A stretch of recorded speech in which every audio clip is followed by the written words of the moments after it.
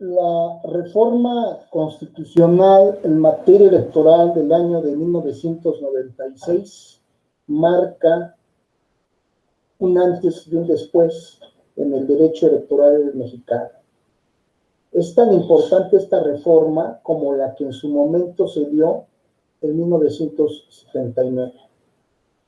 Esta reforma del 96 le siguieron reformas en el año 2007 y posteriormente en el 2014. Pero digamos que esas son reformas de las reformas de la gran reforma.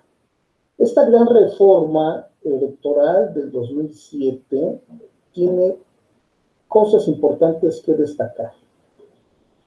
Primero, antes que nada, esta reforma atiende una inquietud derivada del proceso electoral de 1994, en el cual el presidente de aquel entonces, Ernesto Zedillo, pues dijo que había ganado la votación, efectivamente, pero que había ganado en un proceso electoral inequitativo. Y por lo tanto, había que atender estas demandas de los partidos políticos, creando un nuevo ordenamiento jurídico que fuera más equilibrado. Esta reforma electoral atiende dos cosas importantes. La primera de ellas, la cuestión de los dineros, y la segunda, la cuestión de los medios de comunicación. Por lo que se refiere a la cuestión del dinero, esta reforma constitucional establece ya una fórmula elevada a rango constitucional respecto al financiamiento público. La predominancia del financiamiento público por encima del financiamiento privado.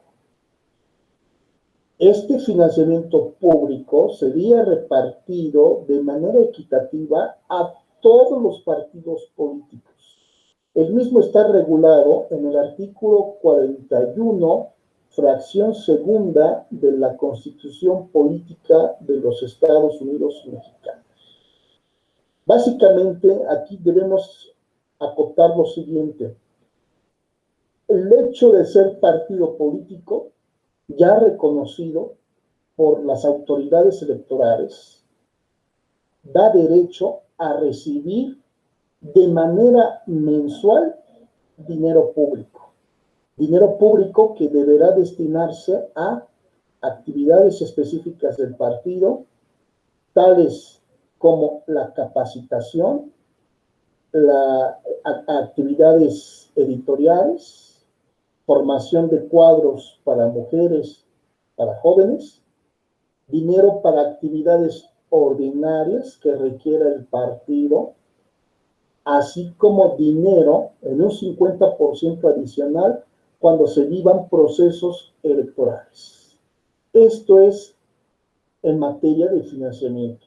Pero también se establecen algunas prohibiciones a través de la ley reglamentaria, que fue el COFIPE, y actualmente la Ley General de Partidos Políticos. ¿Cuáles son las prohibiciones? Básicamente son tres que debemos tomar en cuenta. Está prohibido el financiamiento del extranjero. Está prohibido el financiamiento de corporaciones, llámese sindicatos, empresas, sociedades mercantiles, etc. Cualquier persona moral no puede financiar un partido. Y también está prohibido el financiamiento, el modelo de recibir dinero del gobierno. No se puede recibir dinero del gobierno. O sea, los partidos políticos reciben el financiamiento, pero ¿a través de quién? A través del INE. No lo puede recibir del gobierno municipal, del gobierno federal, de algún organismo público. No lo puede hacer. Entonces, la reforma constitucional del 96 va estableciendo esto. Y a través de las reformas del 2007 y del 2014 va precisando algunos puntos relevantes. Las sentencias del Tribunal Electoral ayudaron mucho también a precisar esto, Hay juicios que son trascendentales también en la historia del derecho electoral mexicano. Uno de estos juicios es el llamado juicio, se le conoció, la prensa lo conoció como el Pemex Gate, donde hubo una triangulación del gobierno federal, sindicato petrolero, y el sindicato petrolero dio dinero al PRI para que el PRI pudiera hacer su campaña electoral del año 2000. Eso fue materia de sanción al PRI por haber infringido las disposiciones constitucionales relacionadas al financiamiento privado de los partidos o la triangulación del dinero público que se fue convirtiendo en dinero privado hasta llegar al partido. Eso no se puede hacer. Por eso los partidos reciben su financiamiento público que le da el INE. ¿Puede recibir financiamiento privado? Sí, sí lo puede recibir a través de transferencias electrónicas y con los límites que establezca el INE para cada periodo electoral. Así que es muy importante que también entendamos la predominancia del financiamiento público sobre el privado. Regreso a lo que yo decía. La inquietud de esta reforma electoral del 96 fue dinero, la materia de los dineros, y entonces se resuelve ¿cómo? Dándole a los partidos dinero. Pero la otra materia tiene que ver con el uso de los medios de comunicación. Y aquí los medios de comunicación vamos a dividirlos en dos: radio y televisión y la comunicación impresa, que es aquella que se realiza a través de la prensa. Algo muy importante que se tiene que citar: la reforma del 96 que derivó la reforma del 2007 y esta a su vez en la reforma del 2014 no se mete a la cuestión de las redes sociales. Las redes sociales aparecen de manera gradual a partir del año 2010. Tuvieron influencia en el 2012, pero en un poco margen. 2018 ya se vio más la influencia de las redes sociales. Y en la medida en que estas redes vayan sustituyendo al viejo modelo de comunicación, radio, televisión, entonces quizás lo más seguro es que pues entre a un proceso de regulación jurídica que al día de la fecha todavía no existe de manera legal. Lo que existen son interpretaciones que han emitido los tribunales a través de sus sentencias. Bueno, estábamos hablando entonces que la reforma electoral constitucional 96 tiene la necesidad de atender la cuestión de los dineros, pero también la cuestión de los medios de comunicación. Y entonces aquí es muy importante entender esto. Hasta antes del 2007, los partidos políticos podían contratar espacios de radio y televisión directamente de los concesionarios. Pero esto generó la crisis postelectoral del año 2006, que se derivó precisamente del abuso en que incurrieron los partidos con una guerra de spots que fue realizada tanto por partidos políticos, pero también por personas físicas y por personas morales. Entonces, en esta guerra de spots, hagan de cuenta que salía uno y respondía el otro, y luego respondía otro, y luego respondían otros, y otros, y otros, y entonces fue una guerra totalmente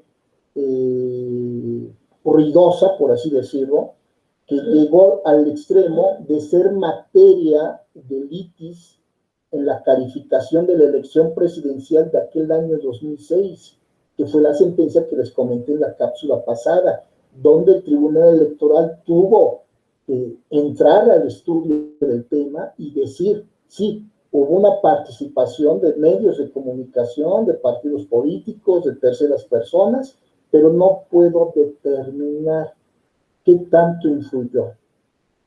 Y entonces, esta sentencia, en pocas palabras, lo que nos dice es que se gana con votos.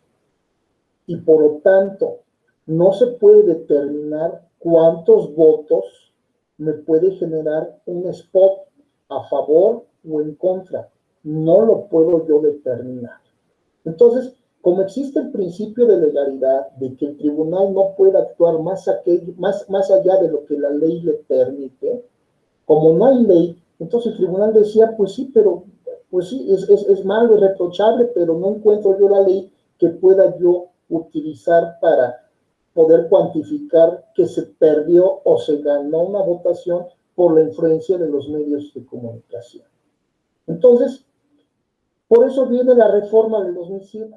La reforma constitucional electoral del 2007 le pone un candado a los partidos políticos, pero también a los particulares, el que puedan contratar de radio y televisión spots para apoyar a favor o en contra de algún candidato o de algún partido político.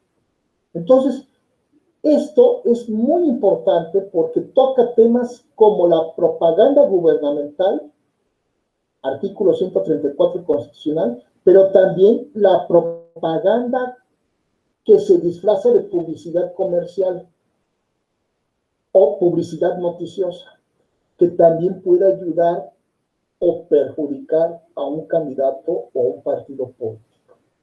Y entonces, esta reforma es muy importante porque nos permite también establecer facultades al INE como árbitro de fútbol, que durante el proceso electoral los partidos políticos utilicen los espacios de radio y televisión que les concede el INE.